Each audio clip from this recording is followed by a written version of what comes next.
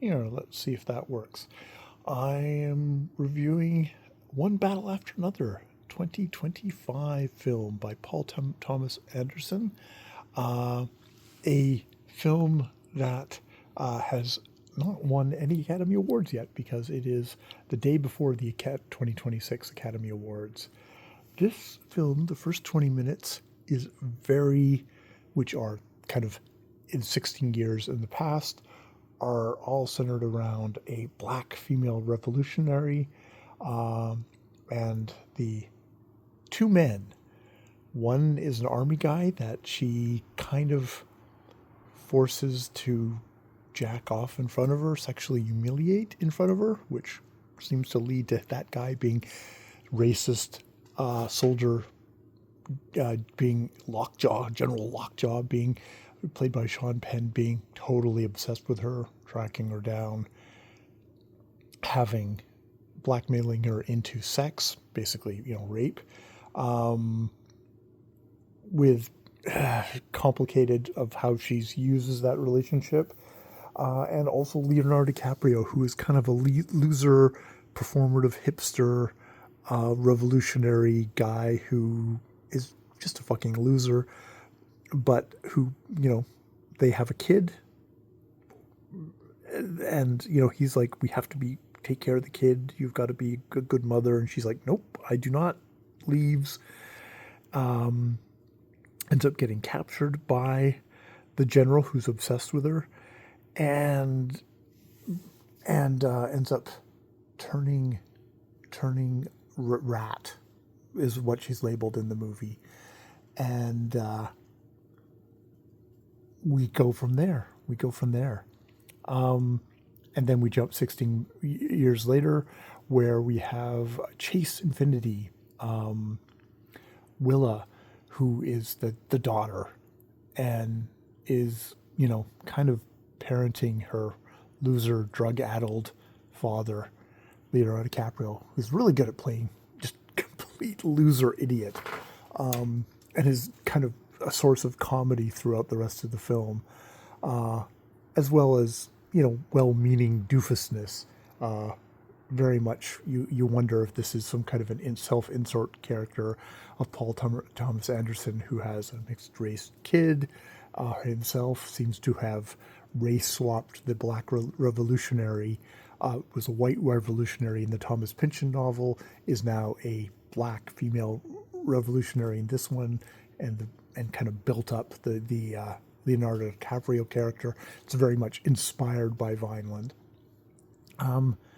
Boy, this is like a 3-hour movie that feels like it's like a tight 90 minutes because it's so well just driving paced. The Johnny Greenwood's soundtrack is just dun dun dun dun dun, just keeps you driving through.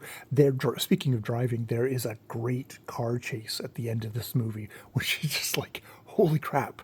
It's funny because it's like, I think it's a straightaway, but it's a straightaway with dips, and my God, you're just clutching your seat as you're watching it. And this is just me watching it at home, in little half an hour chunks. So this is it's a movie that I think the kind of racial, sexual politics are kind of sus. The politics seem to be sus. I've heard people talk about how the black revolutionary woman that they have here seems to be kind of a bastardized version of an actual female revolutionary who didn't turn rat, gave birth to her child in prison, got away to South America or something like that. I have to look that up, but it's like there's kind of different things going on here. It's interesting that there's very much the kind of immigration. I mean, Lockjaw in this movie is all about tracking down illegal immigrants and defending the borders and purity. And God, there's this whole really sad subplot with him where he's like, he desperately wants to be a part of the White Boys Club. It's the Christmas Adventurers, I think is what they're called. And it's just like, it's so pathetic because at the end, it's like, oh, I succeeded. I'm horribly maimed. But look, I get a crappy corner office with a great view. And he's just so happy. And it's just like, Jesus, this is just, it's like, it's hollow, empty bullshit, but he's like happy as he gets his well-deserved fate. But it's just like, it's so pathetic. It's so pathetic, which I do like. But and then Benicio del Toro is in this movie very briefly, but really makes an impact of like, oh, this is an actual functional guy who actually kind of can be a revolutionary, can be a part of his community. It's just like, oh, this is like, wow, sensei. He is a sensei, and critically, he is another kind of father figure to Chase Infinity's character.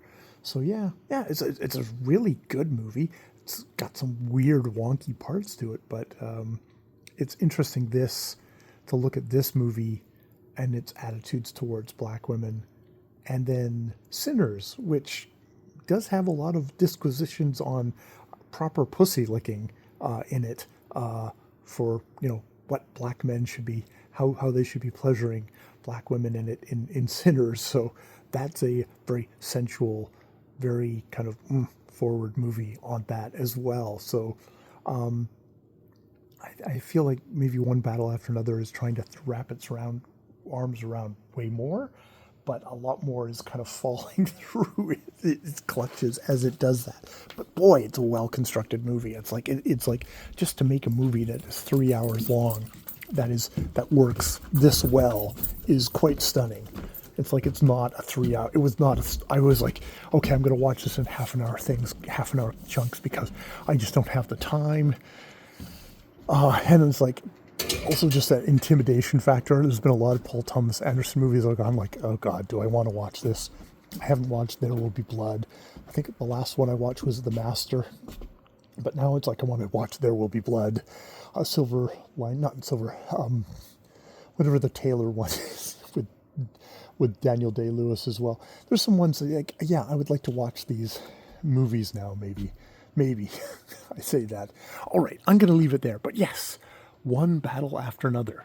I can see why it and Sinners are duking it out here at the end. I guess we'll find out tomorrow what it does. But, we all win because we get to see these movies. All right, I will leave it there. More videos later.